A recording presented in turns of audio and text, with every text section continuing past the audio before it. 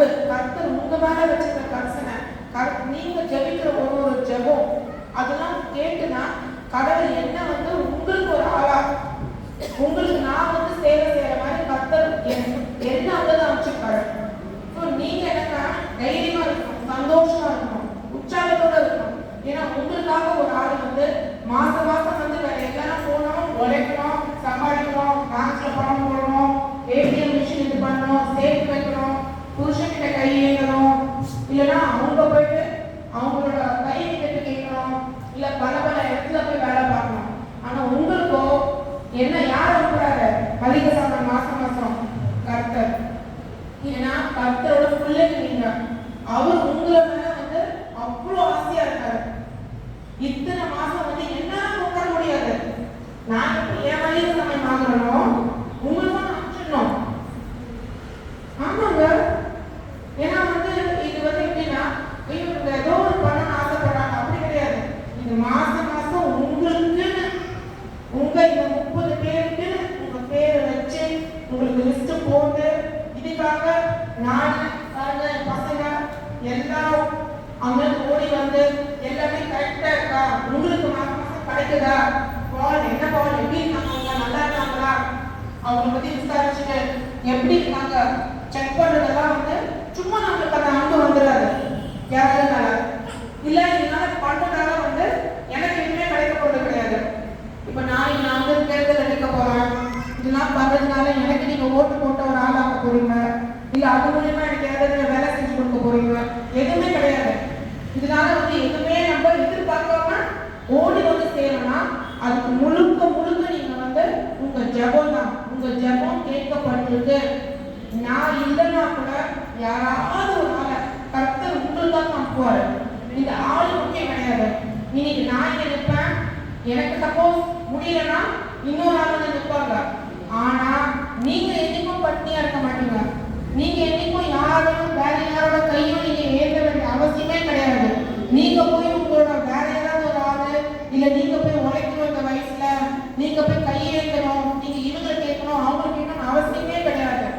நீங்க தினம் ஜெபிச்சீங்கனாலே நீங்க என்ன ஜெபிக்கிறீங்களோ அது எல்லாமே உங்க தகப்பன் உங்களுக்காக செய்வாரு. அந்த நம்பிக்கையை வந்து நீங்க ஏன் முடியுமா நான் எதுக்காக வரேன், இப்பதான் இத்தனை 7 வருஷமா நான் வரது கிடையாது. நான் வேணும் வந்து தமிழ் மொழியில தான் கொடுத்துருவேன் எல்லாத்தையும். இப்பதான் இந்த வருஷம் நான் ஏன் வரேன்னா என்ன நீங்க பார்க்கும்போது இது உங்களுக்கு ஒரு சாட்சியா நான் வந்து நிற்கிறேன். ஒரு சாட்சியா உங்க மாதிரி வந்து நின்று பாருங்க. இதான் என்னோட சர்ச்சோட டிஷர்ட். போன மாசமே உங்களுக்கு காட்டினேன். 7 வருஷமா நான் வந்து ஒரு வீட்டில் வந்து ஒரு ஹவுஸ் ஒய்ஃபாக தான் இருந்தேன். இந்த வருஷத்துக்கு தான் இந்த அநேக சர்ச்சுங்க ஊழியர்கள் எல்லாம் ஆரம்பிச்சிருக்கேன். ஆனால் ஃபர்ஸ்ட் நான் ஆரம்பிச்ச ஊழியர்கள் தெரியுமா? ஃபர்ஸ்ட் 7 வருஷத்துக்கு முன்னாடி ஆரம்பிச்ச ஊழியர்கள் தெரியுமா? இவர் சொல்லுவார். ஏது கரெக்டாக நான் சொல்லுங்க. உங்களுக்கு செய்யறது உங்களுக்காக செய்யறது உங்க ஊழியம் தான் ஃபர்ஸ்ட் நான் ஆரம்பிச்ச முதல் ஊழியம். 7 வருஷத்துக்கு முன்னாடி ஆரம்பிச்ச உங்களுக்காக தான். நீங்க தான் வந்து ரொம்ப முக்கியமான ஒரு ஆளு, ரொம்ப முக்கியமான ஜனம். உங்களை பத்தி நீங்க தாழ்மையா நினைச்சிக்கவே கூடாது. ஏன்னா உங்களுக்காக யாரை வேணா வந்து இயேசு அனுப்பிச்சு வைப்பாரு. ஓ என் பசங்க அங்க வந்து நினைச்சிருக்காங்க, ஓ என் பசங்களுக்கு இதை செய், போய் அதை போய் பண்ணு.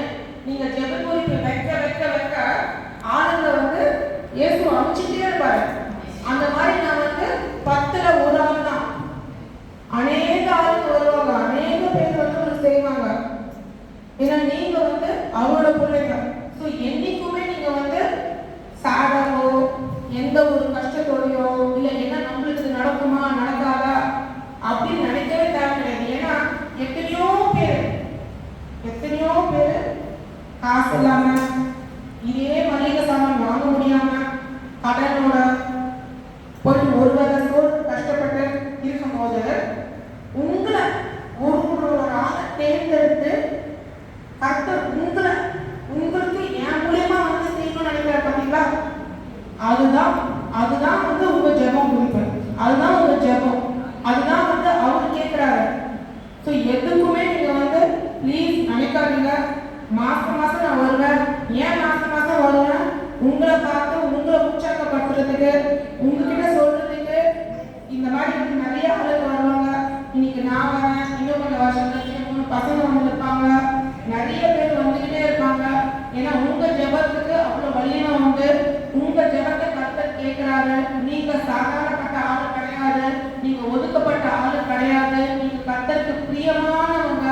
எத்தனையோ பேர் வெளியில வந்து எவ்வளவு கஷ்டப்போது இருக்கும்போது நீங்க உள்ள உங்களை கூப்பிட்டு உங்களுக்கு ஜெபத்தை வச்சு உட்கார வச்சு டீ கொடுத்தாராது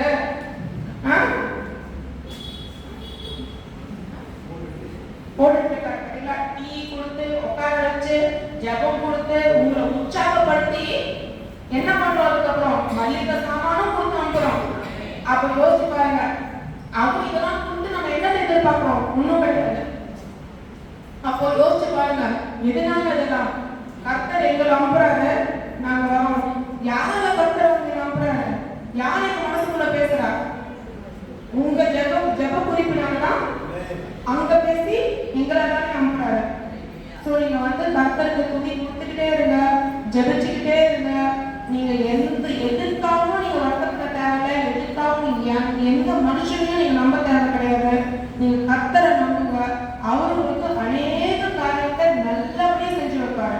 நீங்க எல்லாருமே ஒரு ஆளும் ஒரு சாட்சியா நிற்கலாம். எப்படி மாசம் மாசம் நான் ஒரு சாட்சியா உங்களுக்கு நிற்கிறேன், அந்த மாதிரி நீங்களுமே ஒரு சாட்சியா நிற்கலாம். நான் ஒரு சர்ச்சுக்கு போறேன், அங்க ஒரு அம்மாடி வராங்க, நான் பண்ண ஜெபத்தால என்னையும் இத்தனை பேர் வந்து என்னையும் ஒரு ஆளை தேர்ந்தெடுத்து எனக்கு அவங்க ஜெபிச்சு எனக்காக அவங்க வந்து ஒரு மீட்டிங்கை வச்சு ஜெபிச்சு மாசம் மாசம் மளிகை சாமான் கொடுக்குறாங்க. ஏன்னா நான் இம்பார்ட்டன்ட், இந்த ஊழியத்துக்கு நான் ரொம்ப முக்கியம், கர்த்தருக்கு நான் ரொம்ப முக்கியம்.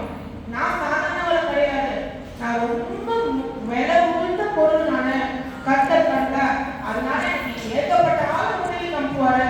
எனக்கு மெடிக்கல் உதவி அனுப்புவாரு, எனக்கு வந்து மளிகை சாமான் உதவி அனுப்புவாரு, எனக்கு சோர்ந்து போனவங்க உற்சாகப்பட்டு அனுப்புவாரு, எனக்கு டீ போட்டு கொடுக்கறதோ பிரதர் அனுப்புவாரு, அனுப்பிச்சுக்கிட்டே இருப்பாரு. சரிங்களா? சந்தோஷமா இருக்கணும். உங்களை நீங்க என்னைக்குமே காவ கிடைக்க கூடாது. அதுக்கு நான் ஒரு சாட்சி. என்னைக்குமே அடுத்த மாசம் நம்ம சந்திக்கலாம், திருப்பி அடுத்த மாசம் வருவேன், திருப்பி அடுத்த மாசம் உங்களை உற்சாகப்படுத்துவேன். சரிங்களா? ஆமென்.